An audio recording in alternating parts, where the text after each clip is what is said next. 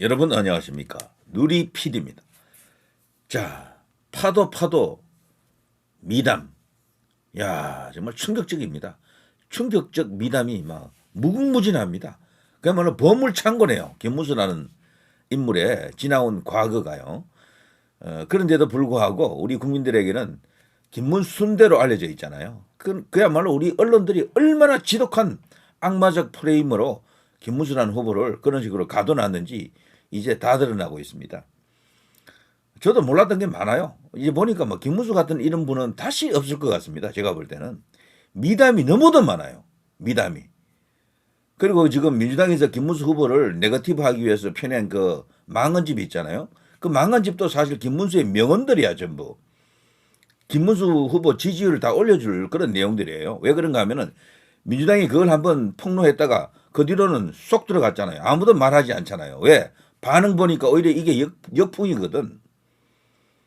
실제 인터넷 공간에서 그걸 갖고 김문수 까는 사람들이 없어요. 가만 보니까 전부 김문수 득표에 지지율을 올리는데 도움되는 이야기들 뿐이네 이러더라고.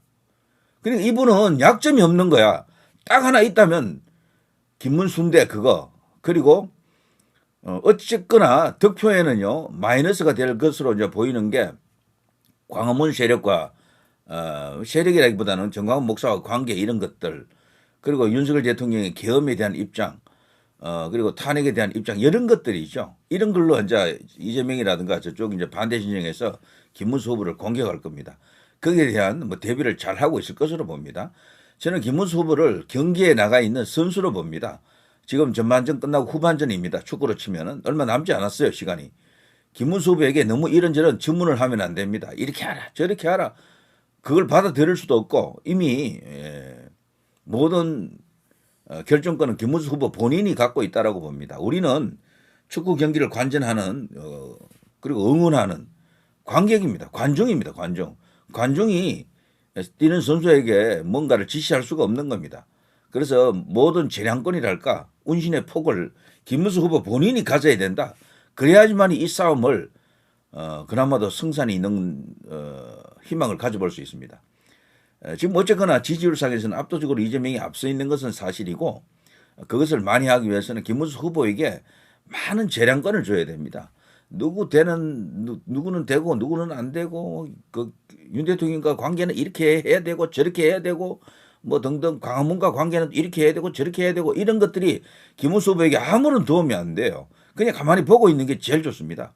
그보다는 오히려 김문수 후보의 장점을 많이 언급해 주는 것이 조금이라도 더 득표에 도움이 되겠죠. 자, 김문수 후보가 말이죠. 이런 거 보십시오. 진짜 김문수, 가짜 이재명. 정말 이 카드뉴스라 그러죠. 잘 뽑네요.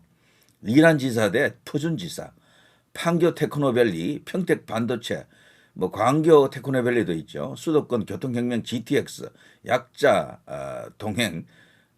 그 대신에 이제 이재명은 대장동, 백현동 비리, 현금 살포, 조폭 동행. 와, 새롭게 대한민국 때 정정당당 김문수입니다. 자, 이런 어떤 인물이 이렇게 늦게 대선 후보가 됐다라는 것도 정말 기이할 정도입니다. 제대로만 알려졌다면은 이미 오래전에 이분은 대선 후보가 되었어야 됐고요. 이미 대통령이 되었어야 될 사람입니다. 그 김문수인데 그것도 완전히 악마의 편집 아닙니까? 당시 이제 그 편제상으로 보게 되면 도지사가 경기도 내에 있는 각 소방시설이나 뭐 여러 관련 조직을 다 이렇게 통할하게 되어 있습니다. 당연히 도지사가 현장 점검을 하기 위해서라도 그 전화를 걸 수가 있는 거죠. 그렇게 걸면은 내가 도지사임을 밝혔는데도 상대는 계속해서 그걸 생깠잖아요. 부정선거가 아니고 장난 전화로 생각해가지고 그런 과정을 마치 갑질처럼 이렇게 선동한 게 우리 언론 혹은 좌익들입니다. 전혀 그렇지 않습니다. 나중에 그 사실을 안 소방관 그 사람이 직접 사과 글을 인터넷에 올리기도 했었죠. 죄송합니다. 지사님. 제가 잘못한 게 맞습니다. 이러더라고요. 그 내용을 보게 되면 그런 전화가 오면요. 설사 장난 전화가 오더라도 당연히 자신의 그 관등 성명을 말해야 됩니다. 네, 상관 근무자 누구입니다. 말을 해야 되거든요. 김문수 후보는 그거 확인을 꼭 해야 될 입장이었어. 그 지 계통으로 보게 되면은 뭐 지 감독자가 전화 건 것 아닙니까? 그러자면은 상황 근무에 대해서 판단을 할 수 있어야 되는데 처음부터 매뉴얼이 틀리니까 당연히 그걸 확인하려고 하는 거죠. 그리고 그 당시에 말이죠. 옆에 그 무슨 급한 암 환자가 있었다라고 합니다. 그런 과정을 통해서 그 전화가 일어났던 거죠. 그거를 마치 나이 든 도지사가 젊은 소방관에게 꼰대질했다 이런 식으로 비춰지면서 갑질이다. 근데 이게 지금 완전히 이제 반대라는 게 다 알려지고 있어요. 그러면서 나도 그렇고 저 뭐 그도 그렇고 이런 식으로 속았다라는 그런 젊은 친구들이 굉장히 많습니다. 와 실제 내용이 그런 거였어? 우리가 그냥 감쪽같이 속았구만 이런 식입니다. 그럼 김문수인데도 지금 사라지는 거야. 그것도 완전히 김문수에게 악마적 어떤 그런 편집으로 그냥 사람을 왜곡했다, 선동했다라고 이제 보는 거죠. 그래서 남은 것은 이제 윤석열 대통령과의 관계, 광화문과의 관계 이거 두 개만 남았습니다. 김문수는 약점이라기보다는 그게 일종의 논란거리죠. 난제죠, 난제. 그것만 어떻게 이제 잘 해결하면은 저는 대통령 된다고 봅니다. 자, 파도 미남, 미담입니다. 김문수 후보가 요즘 너무도 미남으로 보입니다. 자, 이걸 한번 보실까요? 와, 여기가 경기도 한센마을이 있잖아요. 여기에 많은 정치인들이 다녀갔는데 소록도 하면 유경수 여사, 여기 경기도 한센마을 하면은 김문수 지사입니다. 이게 대표적이에요. 왜냐하면 진심이 다가가야 되잖아요. 이번에 김문수 후보가 대선 후보가 되고 나서 이게 한센마을을 방문했는데 이 표정들 보십시오. 그냥 단순한 표정이 아니에요. 2025년 경기 행복 학습마을 운영 지원 사업 뭐 이런 식으로 여기 뒤에 이렇게 플래카드 걸려 있잖아요. 이걸 보더라도 김문수 후보가 어떤 사람인지 딱 나와 있고요. 그때 한센인들이 직접 김문수 후보에게 쓴 그 편지, 손편지가 있습니다. 이거 정말 굉장한 이슈인데요. 한번 제가 읽어드리겠습니다.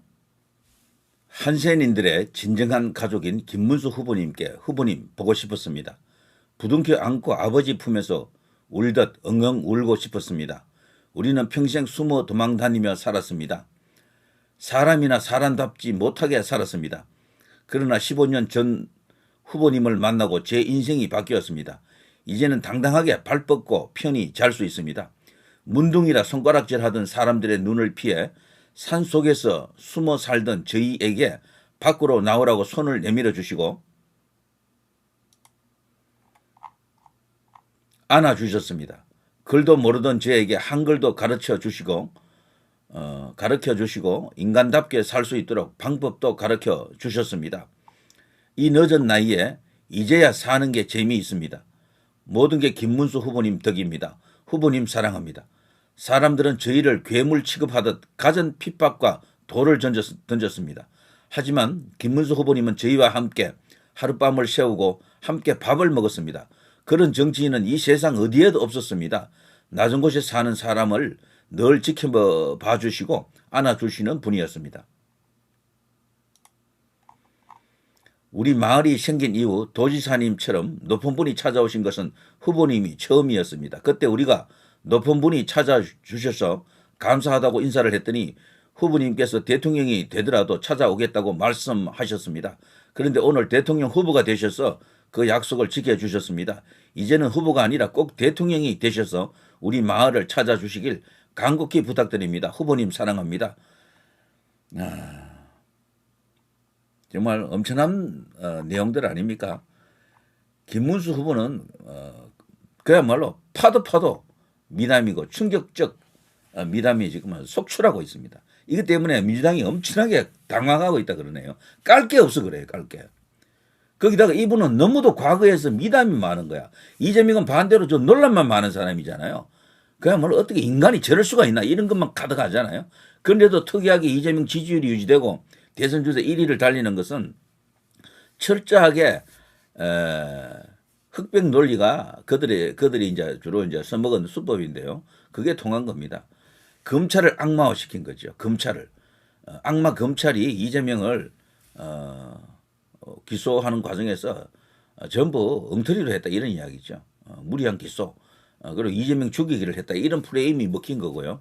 또 하나는 윤석열 대통령 김건희 여사를 악마화해가지고 자신이 핍박받는 그 정치적으로 탄압받는 그런 존재로 만드는 그 과정에서 어느 정도 먹힌 겁니다. 그게 컸어요. 물론 지지율 조사 자체의 정확함, 공정성 이것도 의심은 좀 되지만 아무튼 이런 이야기들 이번에 이 제가 읽어드린 이 이야기 정말 엄청난 어떤 이야기 아닙니까? 그야말로 가슴이 진짜 찡해지는 눈시울을 붉힐 수밖에 없는 그런 이야기들입니다.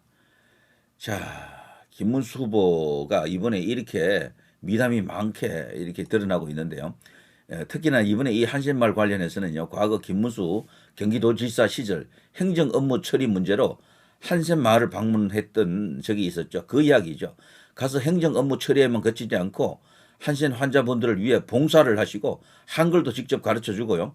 심지어는 하루 이렇게 같이 잤다라는 것 아닙니까? 그게 결정적이죠. 그 간 사람 중에 외부인이 거기 잔다라는 것은 거의 상상을 하기 힘들잖아요. 밥도 같이 먹었다고 하지 않습니까? 여러분 가능할 것 같습니까? 이재명이 이거 할 수 있겠어요? 문재인이 이거 할 수 있겠어요? 자, 그 당시 한센병에 대한 인식이 안 좋았음에도 불구하고 아무도 돌보지 않는 곳에 서여야 할 것이 정부 예산이다 라고 하시며 지원을 아끼지 않았다고 합니다. 그리고 이번 5월 4일에도 또 이 한센 마을을 방문하셨어요. 한센병 환자분들께 악조건 속에서도 꿋꿋하게 포기하지 않고 살아가신 여러분들이 얼마나 애국자인가라며 지금도 어려움이 많겠지만 오늘 이렇게 보니 건물도 많이 좋아지고 여러분 얼굴도 전부 훤해져 너무 좋다라고 이야기를 했습니다.